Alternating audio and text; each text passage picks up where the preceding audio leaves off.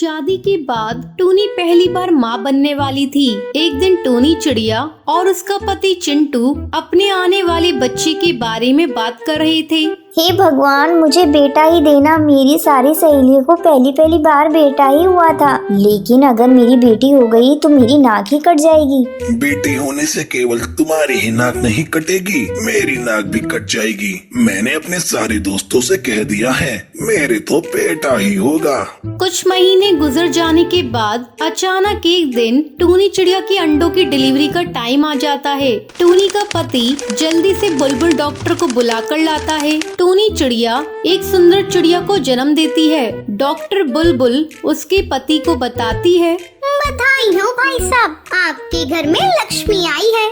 इतना सुनते ही टूनी चिड़िया का पति गुस्से में टूनी के पास जाता है। जिसका डर था वही हो गया। मुझे माफ कर दिए जी, अगली बार ऐसा नहीं होगा। अगली बार जरूर बेटा ही होगा। समय तेजी से गुजरने लगता है। 5 साल गुजर जाने के बाद टूनी चिड़िया एक बेटे को जन्म देती है। एक दिन टूनी चिड़िया टुनटुनी से कहती है, टुनटुनी जाकर अपने भाई के लिए गर्मा गर्म खिचड़ी लेकर आ। लेकिन माँ, मुझे भी थोड़ी खिचड़ी दे दो ना। चुप कर करमजली, तू खिचड़ी खाकर क्या करेगी? हर वक्त अपने भाई के खाने पीने पर आंख गड़ाए बैठी रहती है। तुझे मैंने कहा ना, जाकर किचन से गर्मा गर्म खिचड़ी लेकर आ। तेरा भाई खिचड़ी खाकर मजबूत बनेगा, तभी तो बड़ा होकर कमाने जाएगा। लेकिन तेरा क्या, तू तो बड़ी होकर पराए घर चली जाएगी, कमाकर तो मेरा बेटा ही खिलाएगा। टुनटुनी चिड़िया किचन में जाकर खिचड़ी गरम करने लगती है। जैसे ही टुनटुनी खिचड़ी उतारने लगती है, उसका हाथ जल जाता है और उसके हाथ से खिचड़ी का पतीला गिर जाता है। माँ, मेरा हाथ जल गया। माँ देखो, मेरा हाथ जल गया।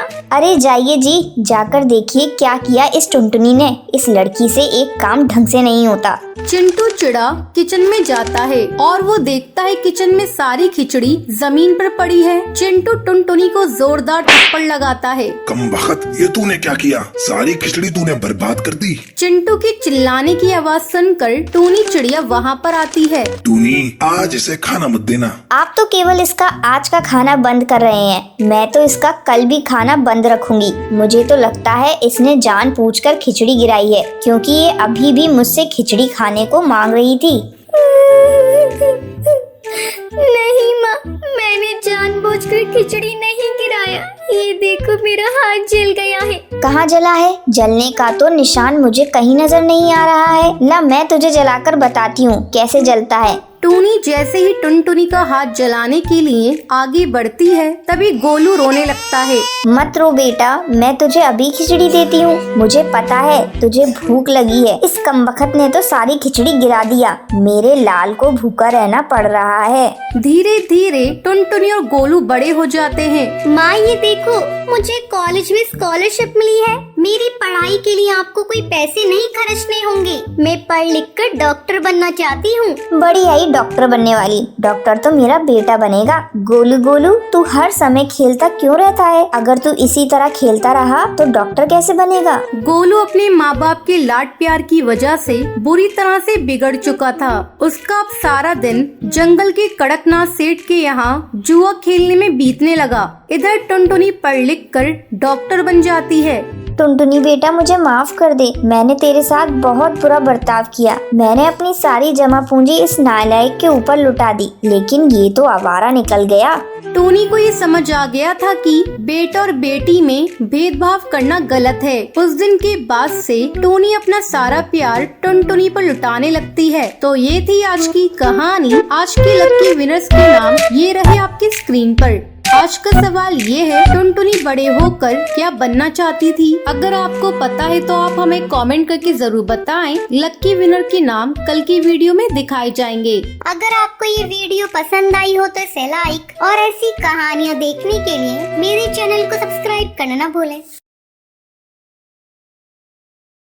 सुंदरवन जंगल में गोपी चिड़िया अपनी बूढ़ी बीमार माँ कोकिला कोयल के साथ रहती थी। वो टोकरियाँ बनाकर उन्हें जंगल में बेचकर अपना घर का गुजारा करती थी। माँ, मैं टोकरियाँ बेचने के लिए बाजार जा रही हूँ, तुम दवाई खाकर सो जाना। ठीक है बेटा, तुम जाओ, ध्यान से वापस आना, ज्यादा देर मत लगाना। मैं अकेली बूढ़ी तुझे कहाँ कहाँ ढूंढती फिरूंगी। हाँ माँ, तुम मेरी चिंता मत करो। अब गोपी चिड़िया जंगल में टोकरियाँ बेचने लगती है। टोकरियाँ ले लो, अच्छी अच्छी रंग बिरंगी टोकरियाँ ले लो। आओ राशि बहन, मीरा बहन, ये टोकरियाँ ले लो, अपने घर में सजाना, बहुत अच्छी लगेगी। अच्छा गोपी चिड़िया, ये टोकरी कितने रुपए की बेच रही हो? राशि बहन, पूरे 50 रुपए की। बहुत ही मजबूत टोकरी है ये, ले लो ना बहन। राशि चिड़िया और मीरा उससे टोकरियाँ खरीद कर वहाँ से चली जाती है। अभी तो सिर्फ 2 टोकरियाँ बिकी हैं, इससे कहाँ गुजारा होगा? माँ की दवाई नहीं आएगी, इस जंगल में तो कोई टोकरियाँ खरीदता ही नहीं है। चलो